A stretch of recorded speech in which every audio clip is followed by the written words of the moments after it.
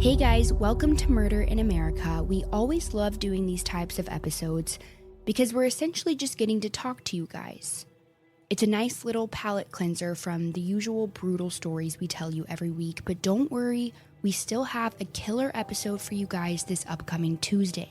And in my opinion, it's our best episode yet. Yeah, Courtney has been working her absolute ass off on this next case, and it's a story she has been dying to tell since we started the podcast. Now, here's a little fun fact for you listeners. On our very first date back in 2020, when I asked Courtney to tell me what she's passionate about, we were sitting at a bar. It was a dark and stormy night, not even, trying to overhype it, but it was like pouring outside this little bar. And I asked Courtney what her passion was, and she said true crime, which was funny to me because I wasn't expecting, obviously, her to say that. That's a pretty bold statement to make when you're on a first date.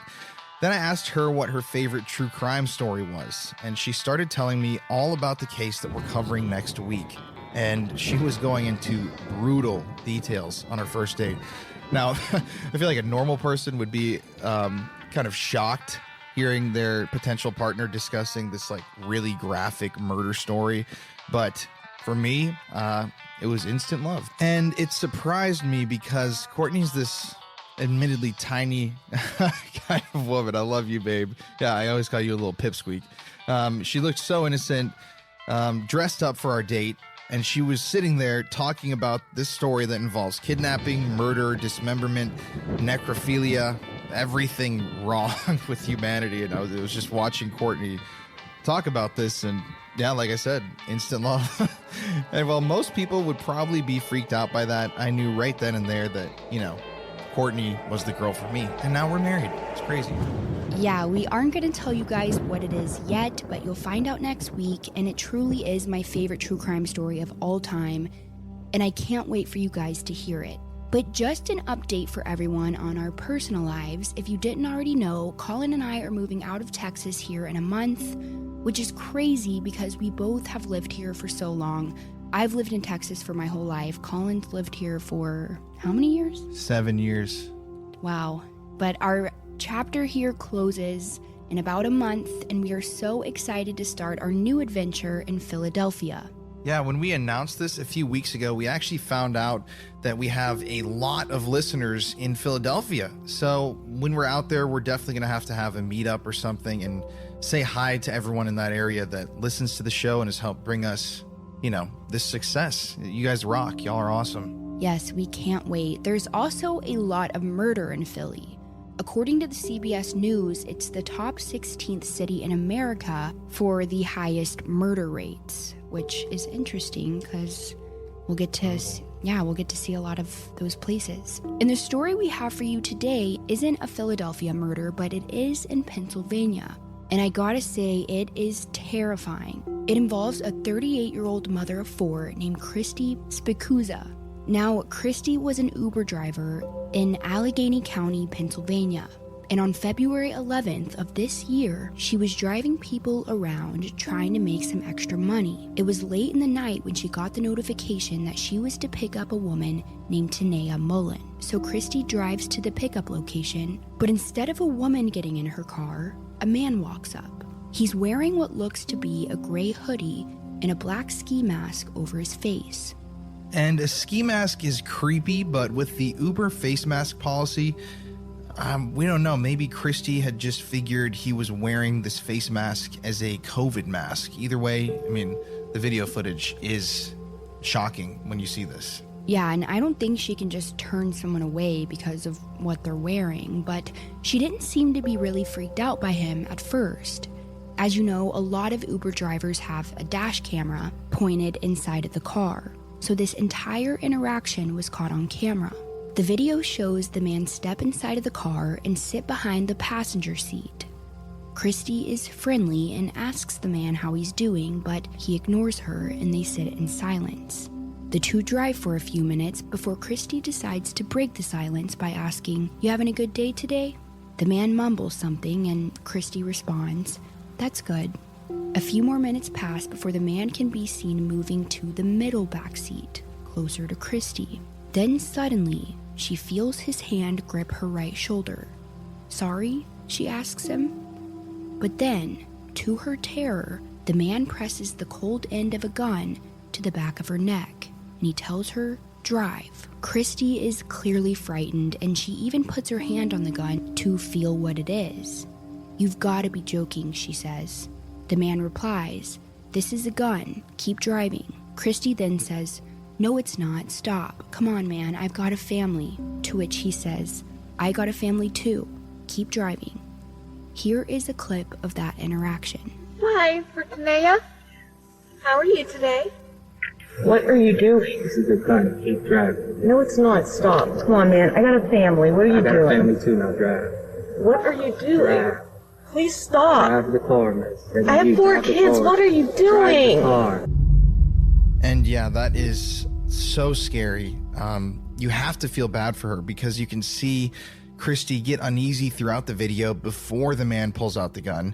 She keeps glancing up at him in her rearview mirror, almost like she knew that something was going to happen, and unfortunately it did. Yeah, I know, it's horrifying. And after he tells her to keep driving, the passenger grabs the car's dash cam and shuts it off. So we don't really know exactly what happens after this. But we do know that Christy continued to drive him for over an hour to Monroeville, Pennsylvania. During the drive, the man took her phone and stole her money using Cash App.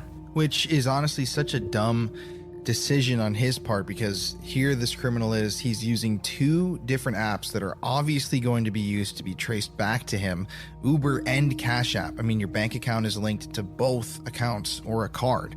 Like, I have no idea how this man thought he was going to get away with this. Exactly, I don't know what was going through his mind either. And once the passenger arrived at his destination near Turtle Creek, he forces Christy out of the car and into a wooden area, where he then shoots her execution style in the head.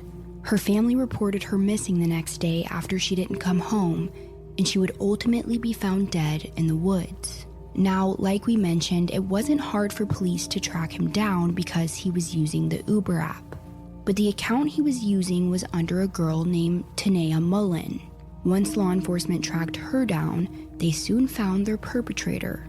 It was Tanea's 22-year-old boyfriend, a man named Calvin Crew. After he killed Christy that night, Calvin discarded the car's dash cam against a fence in the area, which the police would eventually find. Then he walked back to a busway in Wilkinsburg. The next day, the cops obviously caught up to him and placed him under arrest for criminal homicide, where he still sits today awaiting trial.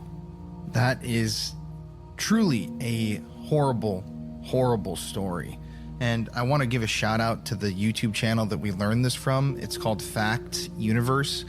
The guy puts together clips of recent crimes that have happened and tells the story. It's almost like a visual podcast. So shout out to Facts Universe for reporting on some of these stories that don't really get that much attention. It's a great YouTube. Yeah, we've literally sat for hours watching his stuff, and if you like true crime, you will definitely like his channel. But something about this case was just so sad because Christy was a mother of 4 just trying to make some extra money. And Uber drivers usually assume that they'll be safe when they're making their rides. Normally, people aren't stupid enough to do anything because all of your information's right there on the app. So that's my story for today, but before you tell yours, I want to show everyone that home invasion clip we found. Yeah, it is another.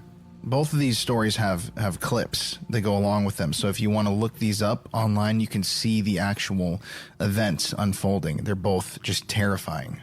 Yeah, so there's this clip going around right now of a ring system capturing a home invasion in Pasadena, Texas, which is nearby where I grew up. In the video, you can see 2 armed men enter the home and force 3 teenagers down on the ground. There's 2 girls and 1 guy. One of the girls lives in the home and was staying there while her parents were away. But they made sure to keep an eye on their daughter using the ring system that was inside the family's living room. And to the parents' horror, on April 20th at around 8:40 p.m., when they checked the cameras, they saw 2 men holding their daughter and her friends at gunpoint in the living room. One of the intruders has a handgun and the other has an assault rifle. And they're screaming at the teens, "Don't put your fucking head up or I'll pop your ass." That is Once again, just frightening because home invasions are one of Courtney and I's biggest fears, and the fact that these victims were teenagers, they were probably so scared and had no idea what was going on. I know, I can't even imagine. And to make matters even worse, one of the intruders even grabs one of the girls by her hair and forces her into a back bedroom. There's no telling what he planned to do with her. But luckily, moments later, the parents who are watching this all unfold start yelling at the intruders through the ring system. Here is a clip of that.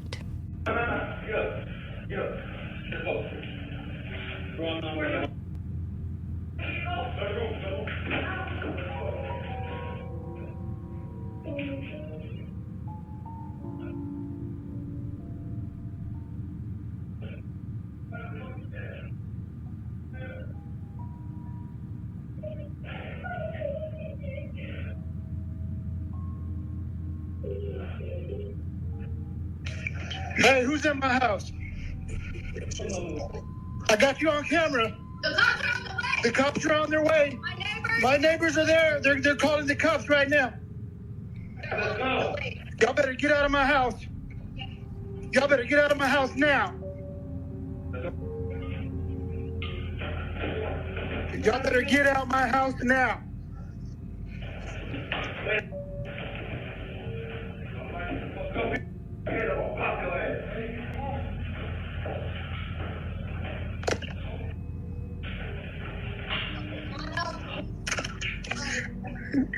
The cops are on their way now. Luckily, because of the parents' warning, the intruders quickly ran out of the home. They stole a bunch of valuables, but they left before any more damage could be done. The Pasadena Police Department are still looking for the perpetrators involved. But again, like we have mentioned time and time again, home invasions are some of our worst fears. Your home is supposed to be your safe place. And when people come in and violate you, it no longer feels like that.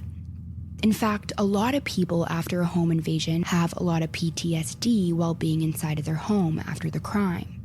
And not everyone is able to just pick up and move somewhere else. Victims are told to rearrange things in your home to help with the PTSD. Overall, it's just horrifying, but I'm glad this case ended better than most. That's just an insane story. It's funny because Courtney and I are actually moving out of Austin in just a few days. And until we get to Philadelphia, we're going to be staying in Houston. So it's comforting knowing that we're going to that area when these guys still aren't caught. Yeah, seriously, this is a PSA to everyone to always keep your doors and windows locked. Because as we've learned throughout this podcast, there are horrible people out there. And now it's time to talk about another horrible person who took the life of an icon here in Texas back in 1995. Colin, want to tell everyone where you've been the last week? Yes, but first we're going to have a brief commercial break. Who doesn't love a good mystery, and specifically a murder mystery? Here at Murder in America, we love mysteries of all sorts, paranormal, murder, it doesn't really matter. And if you're like us and you never get tired of a good whodunit, then you'll love June's Journey. You play as June Parker, an amateur detective investigating a series of mysteries full of twists and turns around every corner. You'll put your powers of observation to the test, sharpen your sleuthing skills, and relish the thrill of solving the case.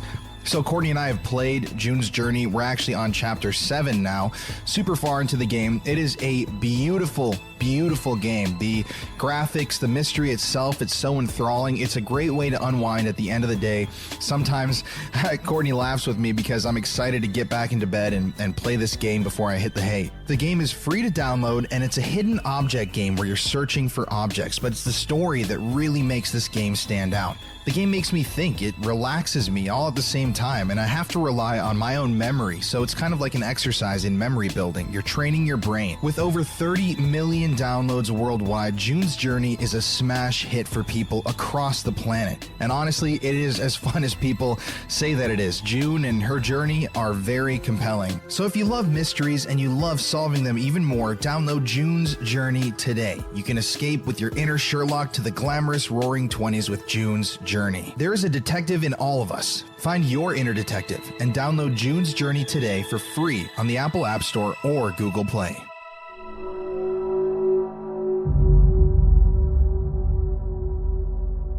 Yeah, so if you guys don't know online, I have a paranormal investigation YouTube channel where either Courtney's brother, my dad, some of my friends and I, we all go out and investigate places that are notoriously haunted. And in my opinion, the thing that's the most interesting about making these videos is the history and being able to actually visit places where this history lives and where it happened. And just the other day, I actually got back yesterday from Corpus Christi.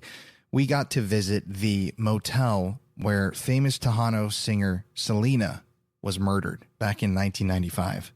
And let me tell you, it was very emotional. And I'll get into that in a second. But first, I'm going to give you the rundown on exactly what happened to Selena. So, Selena is huge in Texas, and especially in the Corpus Christi area. Selena Quintanilla Perez was an American icon born in the year 1971 in the small town of Lake Jackson, Texas. Selena was oftentimes referred to as the Queen of Tejano music, and she had a huge fan base. Random fact, the obstetrician/gynecologist who was present at Selena's birth was actually going to be famous in the future as well. His name was Ron Paul, and he would eventually go on to become a House of Representatives member for Texas. Small world, huh? It's just a weird fact that I found while researching that I thought would be interesting to add in here. So Selena was raised as a Jehovah's Witness. Her father, when she was younger, opened up a Mexican restaurant in Lake Jackson, Texas, where Selena and her siblings would often sing, play guitar, and drums to entertain patrons. But eventually, the restaurant went bankrupt during a recession, and the family was forced to pack up their lives and move to Corpus Christi, Texas. Now, during her formative years, all Selena wanted to do was sing, and her whole family supported her. Selena and her other family members formed the band Selena y los Dinos, and the children's father, Abraham, managed them. The group played music on street corners, at quinceañeras, fairs, weddings, anywhere they could play because they desperately needed money. And after some time, they began to gain traction as a group. Abraham, Selena's father, encouraged her to write songs that honored her heritage. And so Selena began writing and recording Tejano music, a popular genre of music that combines Spanish lyrics with German influence and even country music. But time and time again, when Abraham would tell concert promoters and people in the music industry about his daughter and the family's band, they would always tell him the same thing: they'll never make it. This was a male-dominated industry, and a female singer wouldn't last a day. But this would all change. Eventually, Selena and her family were noticed by record executives, and before long, she was recording music in studios for the bigwigs. And within just a few short years, Selena had gone from a struggling artist to a superstar. She was the spokesperson for Coca-Cola in Texas. Her music was charting. She was nominated for Billboard Music Awards. And it was around at this time when a man named Chris Perez joined the band to play guitar for the group. Even though he had a girlfriend in San Antonio, Chris would fall deeply in love with Selena, a love that Selena's father, Abraham, greatly disapproved of. But that's also when Selena met Yolanda. Yolanda Saldivar was a registered nurse and a mega fan of Selena's. At one point, she approached Abraham, Selena's father, and asked him if he would be interested in having her start a Selena fan club. And he was indeed interested, and so Yolanda became the head of the Selena fan club and, over the next few years, became a very close family friend to the Perez family. Around this time, Selena and Chris Perez, the guitar player for the group, had fallen so madly in love that they wanted to marry. Abraham found this out, however, and fired Chris from the band, and he still vehemently disapproved of the marriage. And so, Selena and Chris eloped and distanced themselves from the media and Selena's family. The media reported on this, and it was a firestorm. Eventually, Abraham apologized to the two and allowed Chris to rejoin the band.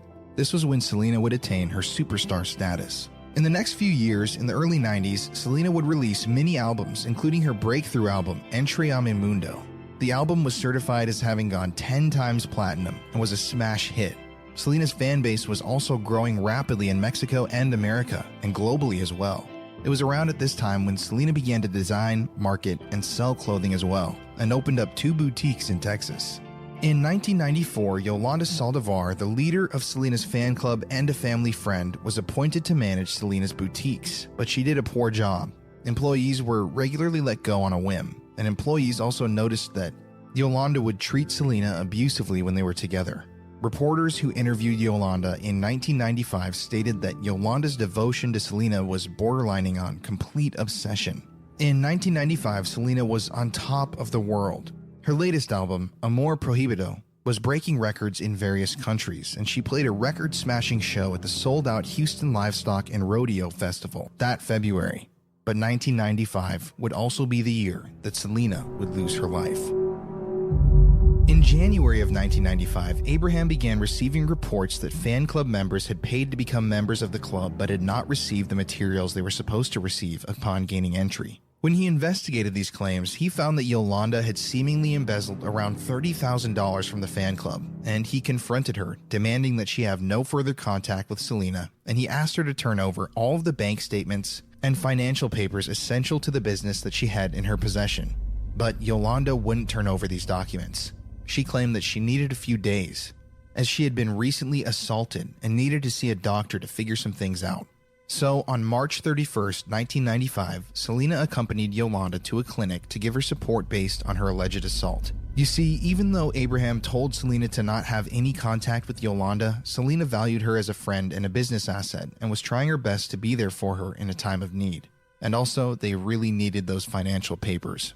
After the examination, Selena and Yolanda returned to the Days Inn Motel in Corpus Christi to talk, and in Yolanda's motel room, Selena demanded that Yolanda hand over the financial documents. After refusing, Yolanda pulled out a pistol from her purse and shot Selena in her right shoulder. This gunshot wound severed Selena's subclavian artery, which caused a massive loss of blood. As Selena fled the motel room, she rushed towards the main office of the motel, screaming out for help, and in the process left a 392-foot-long trail of blood on the ground outside of the motel. Once she reached the office of the Days Inn, Selena collapsed. Yolanda attempted to flee the scene in her pickup truck, but since Selena had given the description of her murderer to the desk clerk, she was quickly pulled over by a police cruiser in the area. This led to an over 9-hour-long standoff between Yolanda and police officers, but eventually she surrendered. Selena was pronounced dead on arrival once she arrived at the hospital, and her murder was global news. The New York Times featured Selena's death on the front page for 2 days in a row. Celebrities expressed their condolences. People compared her murder to the assassinations of John F. Kennedy and John Lennon. Selena was eventually buried in Corpus Christi, Texas, after a public viewing of her body in an open casket the day before, which drew 30,000 to 40,000 fans. And the line to get into this public viewing was over a mile long outside of the stadium. After her burial on April 3rd, 1995, Selena's life story came to an end. Or did it? Actually, it didn't. Her posthumous album, Dreaming of You, was released in the summer of 1995 and smashed a number of records, becoming one of the fastest-selling albums of all time for a female musician. It charted on the charts, and the single, Dreaming of You, became Selena's highest-ranked song to ever chart on the Billboard Top 100, ranking at 22.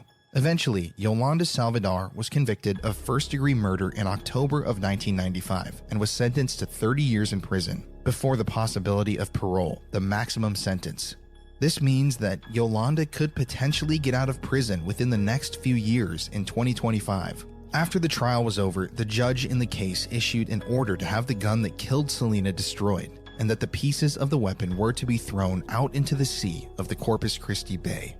Now, this brings me back to just this week. I actually visited the motel room where Selena was shot. I walked the same path that Selena stumbled down when she was bleeding out. It is a very, very long walk, and it's a sombering experience. After I visited the room and took some videos, I posted a picture of the room on our Instagram at Murder in America. I had paid a visit to Selena's grave in Corpus Christi, and that was also sombering. It was shocking that almost 30 years after her murder, she still had fans coming out to see her at her grave. When I was there, a group of people came up, they were crying, and I just asked them, "What does Selena mean to you?" And it was an older woman. She responded by saying that Selena meant everything to her generation. So it just goes to show how deep these wounds are that were caused by this horrific crime. When I was there in honor of Selena, I left her one of my favorite cowboy hats. I placed it right there on the grave, and that was my little tribute to her. If you didn't know, Selena used to wear cowboy hats. There are a number of pictures of her with cowboy hats on. It was one of the looks that she embraced because, being from Texas, that's kind of the norm in some places around here. Now, I didn't do a paranormal investigation about Selena. I didn't do anything like that. I just wanted to go leave my tribute because I love her music. She's an important artist. And Courtney, she's very important in Texas, isn't she? Yeah, Selena is a huge icon here in Texas, and growing up, I have always met people that have admired her, and the whole state is just really proud to have her from here, and everyone really loved her. Even today, when you mention her name, people are just infatuated with her. They love her music, the person she was, her style, and she just really was a great person overall.